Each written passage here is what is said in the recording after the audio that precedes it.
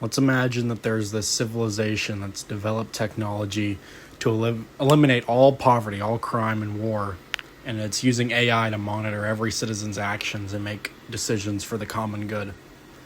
All the individual, privacy and all the personal freedom disappear for the most part, but almost everyone lives a very long, safe, and prosperous lives. And then there's another civilization which has preserved individual liberty, privacy, and free choice, but continues to experience crime, inequality, political conflict, and occasional wars.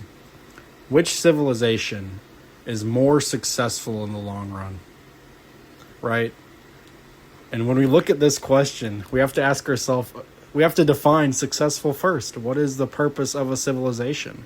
Is it to maximize human flourishing, even at the cost of the freedom of the individual? Or is freedom valuable enough that it is success, that it should be preserved, even when it leads to instability and suffering? And is there any point where what is the point when when the security becomes tyranny, or when the liberty of the second civilization becomes chaos? And I'm asking you, if you had to choose one system for your descendants, not necessarily for yourself, but for your descendants, for your children and grandchildren, which would you choose and why? And it might seem obvious if you live in America, you're going to say the second civilization, of course, because we love freedom and all that. But I want you to think long-term about this. Long-term, what's going to work? And I think we're going to have to answer these questions in the long term, because we're not living in the past. We are living in the future, which is going to have monitoring technology and AI and all sorts of autonomous things that are going to be monitoring people. And I think that's going to happen whether we like it or not. These things are going to develop, and they're going to expand. As much as there's this new neo-Luddite movement going on, you see this the anti-AI people. I'm not even saying that's a bad thing. I'm just stating what I'm observing. I think it's inevitable that you're going to see the rise of this surveillance state and the surveillance infrastructure coming up. What are you going to do to stop it? How are you going to stop it? The infrastructure is being built. Do you want to really tear it all down? And countries like China already have this. They've had CCTV. Even countries like the United Kingdom have tons of CCTV cameras everywhere. Is it necessarily bad that it's that way? What about that in public is so bad, having cameras everywhere in public? In America, you see these YouTube channels like First Amendment auditors who go out with the cameras and kind of antagonize people and record people. It's technically their right. I bring that up to a lot of libertarian people who are against the whole flock camera thing. I'm sure you know what I'm talking about. And I ask them, okay, you think that individual should be able to go out and do these things? Why should these cameras not be able to? And they'll usually tell me something along the lines of, that's not an individual. Those cameras are being run by this organized institution. And then I ask them, okay, at what point does a person or institution lose their right to record in public? And you could make the argument that no institution or corporation should be able to do that. But then the line gets blurry between a group of individuals and an institution. And you could go down that rabbit hole and fight about the definitions and all that. But at what point do we accept this? How much longer are we going to accept this? I think in 10 years, there's going to be something that resembles a surveillance state in the public. And all this other technology, all the other infrastructure for all this new technology is going to be built regardless. There's going to be roadblocks and people fighting about it. But I think now, the only reason people are talking about it now, the whole surveillance, anti-technology thing, is because it's political for them more than it is an actual issue of security or infrastructure. And that kind of happened, post 2024, you saw the rise of this whole anti-technology, anti-AI thing. And that's fine. But you can have that view. I'm not even opposed to that. I see where you're coming from if you hold that view. But the point is, I keep repeating myself, the point is,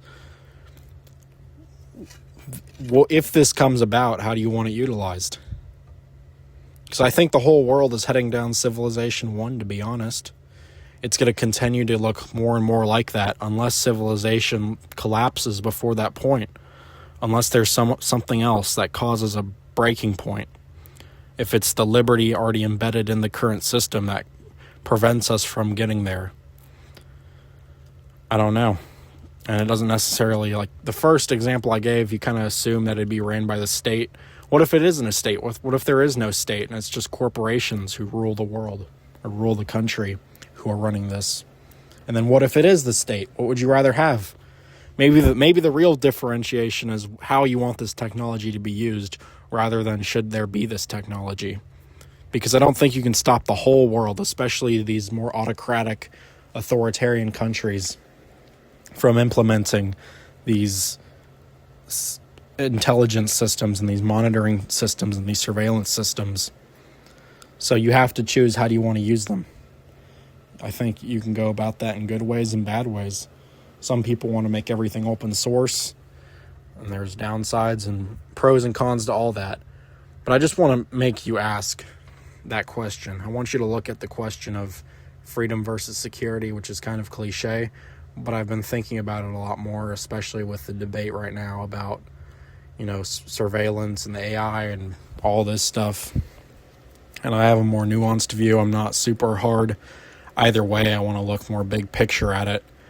But my view, if I had to answer the original question, I would choose the first civilization because long term, I would prefer what is materially best for everyone. If that means people are safe and secure to go about their own lives and to live it as they want, that's not necessarily a bad thing. I mean, the question I posited was, in the first civilization, it has developed the technology to eliminate poverty, crime, and war by using AI to monitor every citizen's actions and make decisions for the common good. Well, what does that look like? Well, we've already presupposed that there is no poverty or crime or war. That's pretty good because most of human history has been dominated by those things. We talk about those things a lot in history, so imagine no more of that. What would be the problems then? Obviously, it would be the freedom of the individual. But what freedoms would the individual lack now that they aren't utilizing now? That they are utilizing now, sorry. Because it seems to me that a lot of people aren't doing very much with their freedom. The criticisms they make of the government are very superficial and tip of the iceberg, and they're not getting at the real core problems, like the deep rot and decay, and not just the government, but all of these institutions, all these international institutions as well. So what freedoms would people be losing? Because a lot of people, what was turnout last election? 60%? That's 40% of the country in America that's not even voting. I mean, 60% of the turnout, isn't that calculated based off the amount of people who can vote? And that's 40% of the voting age people alone that are choosing to not even vote. So what changes for them if they don't even want to go out and cast a ballot? What freedoms are they losing? Maybe, let's say 10% of them are protesting by not voting for either party or whatever. Well, I mean, there's still third parties for the socialists and the libertarians and all that, but that's still 30% of the population, the voting population, that is choosing not to vote. That's not engaged in politics really at all. And then even of the 60% who do go out and vote, how many of them actually have a deep understanding of politics, of this system, of what's going on? I'm willing to bet very few of them do, to be honest. So what freedoms would they lose in the first scenario? Everyone is more safe. There's no crime. There's no poverty. But people don't have the freedom to do what exactly? And then there's a lot of interpretation about that. But in that scenario, I think AI would come up with it. But let's look at the second scenario I gave, where it's just, freedom and all that, liberty. I think there obviously would be more conflict. I mean, that's the nature of liberty and giving people the freedom to do things. There's conflict, but conflict isn't necessarily bad. Conflict gives us solutions, for the most part, and conflict, well, some people think at least, drives history forward. And maybe we don't want to be frozen in a surveillance AI state where AI comes up with the mathematically best solutions to every problem. Maybe humans have something special about them that can solve problems, not necessarily better, but in a way that advances humanity to a higher level of understanding themselves. So I think those are the pros and cons of both.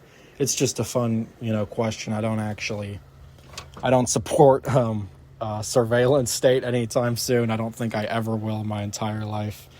But we'll see where technology goes. There are people alive now who support the surveillance state and who kind of want to build up their little utopia or dystopia. A lot of these oligarchs and technocrats who want to kind of socially engineer the population. Peter Thiel comes to mind.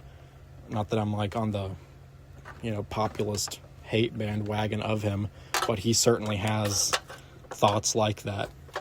But anyways, I'm getting a little off track. I'll just end here.